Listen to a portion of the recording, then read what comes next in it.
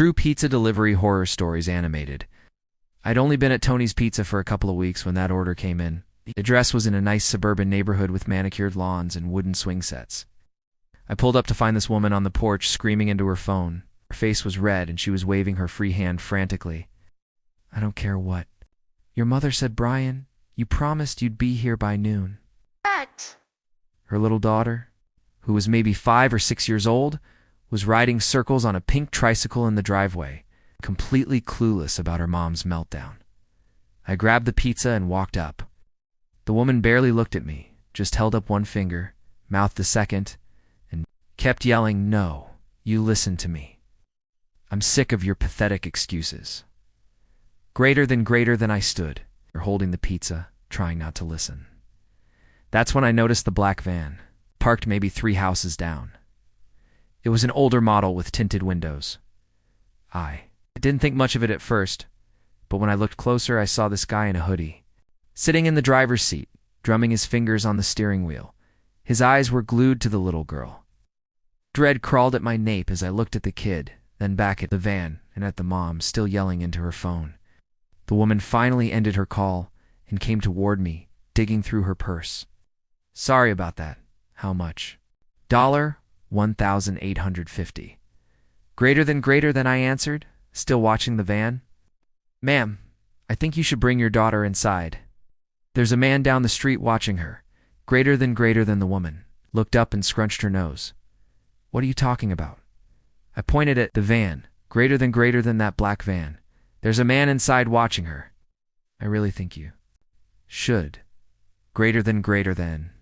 "Oh my God. Mind your own business," she snapped, shoving a 20 at me. "Keep the change." She grabbed the pizza and went inside, slamming the door hard behind her.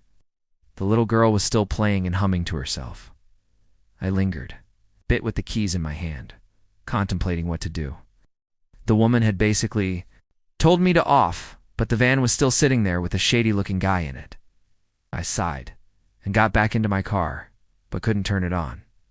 Instead, I sat there and watched the little girl. She'd gotten off her tricycle and was playing with chalk now. 5 minutes went by, and he didn't move. But just when I turned on the engine, I saw the van open up. The man got out. He was big, maybe 6'2", wearing jeans and a black neck gaiter pulled up over his face beneath the hoodie.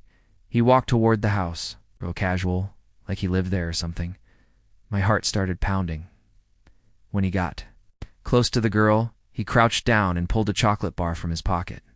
She looked up at him and smiled, kind of shy.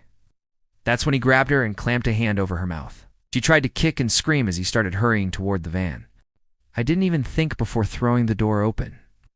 I ran across the lawn and yelled, greater than, "Hey, get away from her." His head snapped violently toward me. The kid was crying and trying to get away, but he was too strong, and the van was only a couple feet away. My mouth dried. I had to do something greater than help. Somebody help. I was sprinting as fast as I could, broke into a full run, still holding on to her arm. She was screaming. Her little feet were dragging across the pavement. The door was wide open, waiting. I was about 10 feet away when I saw a rock on the ground. I grabbed it and threw it as hard as I could. I nailed him in the shoulder and he stumbled. His hand slipped just enough for her to yank free. "Run. Go to your house." Greater than I yelled. The girl ran for the door, sobbing. The dude snarled at me.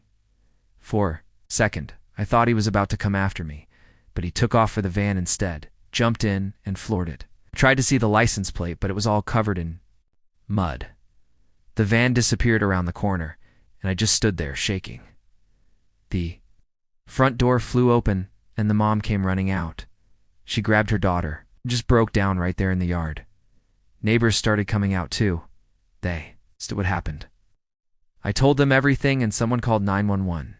The cops showed up pretty fast. They took everyone's statements, asked for descriptions, and checked the neighbors' security cameras. One of the cameras caught the van pulling away, but only part of the plate was visible. The officer told me they'd been getting reports about a black van cruising neighborhoods. This was the first time someone actually spotted it, You saved that girl's life, he said. If he hadn't been paying attention, she'd be gone. The mom wouldn't stop crying and apologizing. She kept hugging me, saying she should have listened, that it was very irresponsible of her. She had never thought something could happen right in her own yard. They caught him a week later trying the same thing 30 miles away. He had a record for child abduction going back 15 years. Police said that based on what they found in his van, the girl would have been his 8th victim. I still have nightmares about what almost happened. In them, I listen to the mom instead of my gut. I tell myself it's none of my business and drive away. And later, I see the news of a little girl missing from her front yard while her mom was inside, and I lie awake wondering what they might have done to her, what that little soul might have gone through, all because I decided to mind my own business. I've had this speech impediment since I was a kid. It gets worse when I'm nervous or tired, which means my late-night pizza delivery job was basically a nightmare. But I needed the money to get better. Speech therapy isn't cheap, and my parents were already stretched thin, helping my sister with college. Most customers were cool about it. Some were impatient. Few were rude, but I'd gotten used to that. What I wasn't used to was what happened on a Thursday night, last November. The order came in at around 10:30, a large pepperoni with extra cheese to 847 Maple Street. I'd never been to that side of town before. It was one of those houses at the very edge of the city, where the street lights stop and everything gets darker. I pulled up at around 11 o'clock. The house looked normal enough. It was 2 stories, a bit old and run down. Single light was on in what looked like the living room. I grabbed the pizza and walked up to the porch. A woman answered on the second knock. She was maybe in her 40s, wearing a bathrobe. Her smile was too wide, like she'd been waiting by the door. "Oh, wonderful. You're here. Come in." "Come in. I need to grab my wallet." I should have said no and told her I'd rather wait outside like we're supposed to, but she was already heading back into the house, and I was taught to be polite. So I stepped inside. The rotten smell hit me immediately.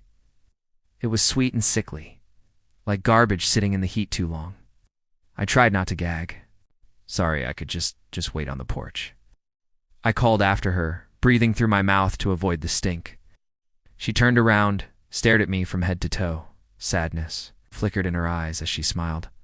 "Oh, you have a stutter. It must be hard, especially with a job like this. It's fine. I am working on it, doing speech therapy." "That's wonderful. You're going to get better. Let me get you a proper tip then. You deserve it for all that hard work." Greater than her smile grew wider. She disappeared into the house. I stayed by the door, counting seconds. The smell was unbearable. I figured maybe she had plumbing issues or forgot to take out the trash for a while. Suddenly, a camera flash blinded me. I blinked, seeing spots, and she was suddenly on the stairs with a Polaroid camera, giggling. Sorry, I just love taking photos of my visitors. You have such a kind face." I really need to go," I said, my heart racing. "Of course. Let me just grab your money." She came downstairs and placed the Polaroid on a stand right next to the stair and disappeared into the kitchen. I should have run right there, should have left the pizza and gotten out, but I was frozen, watching the Polaroid develop on the stand where she'd set it. My whited, scared face stared back at me. She came back holding a wad of cash. Greater than. "Here you go, sweetie. $1.50. That should help you with those therapy sessions." Greater than I took the money with a shaking hand, mumbling thanks. I was desperate to leave. But as I turned, she grabbed my wrist. Her grip was stronger than it should have. "Been greater than you know what's funny," she said, and her voice wasn't cheerful anymore. It was flat and sounded dead. My husband used to have a stammer too, just like you. Tears were suddenly streaming down her face, but she was smiling. "I'm sorry. I really need to. He left me last month, said I was too clingy." She was imitating a stammer now, mocking it. But he didn't leave. He's still here. Greater than I tried to pull away, but she held on tighter, her nails digging into my skin. Greater than. He's downstairs. Would you like to meet him? He's very quiet now. She was crying and laughing at the same time. The combination made my skin crawl. I yanked my arm free hard enough that she stumbled backward. I didn't stop to see if she was okay. I ran for the door, threw it open, and sprinted to my car. My hands were shaking so badly I could barely get the keys in the ignition. As I pulled away, I saw her, standing in the doorway, still laughing and waving. I drove straight to the pizza place and told my manager I was done for the night. He took one look at my face and didn't argue. I didn't call the cops. What'd I say? That some weird lady gave me a big tip and said creepy things and she smelled bad? They'd think I was overreacting. But 3 days later, it was all over the news. A woman at 847 Maple Street had been arrested after police received a complaint about a foul smell coming from the property. They'd found her husband's body in the basement. He'd been dead for over a month. The news showed her photo and my heart stopped. It was her, the reporter, said she'd been having a breakdown after her husband tried to leave her. She'd hit him with a lamp during an argument, killed him, then refused to accept he was dead. She kept talking to him, bringing him meals, having full conversations with his corpse in the basement. Police found she'd been ordering delivery to the house regularly, but she always made the delivery people wait on the porch. I was the only one who'd been inside for weeks. Found my Polaroid in her collection, along with dozens of others for months before, back when she used to invite people in more often before. The smell got bad enough that she had to stop.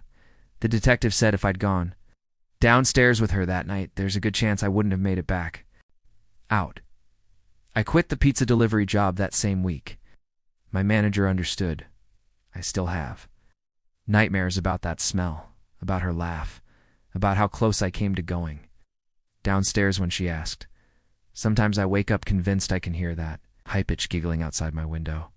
The $50 tip is still in my drawer. App never. Spent it, just can't bring myself to touch it. Happened on a Wednesday in October.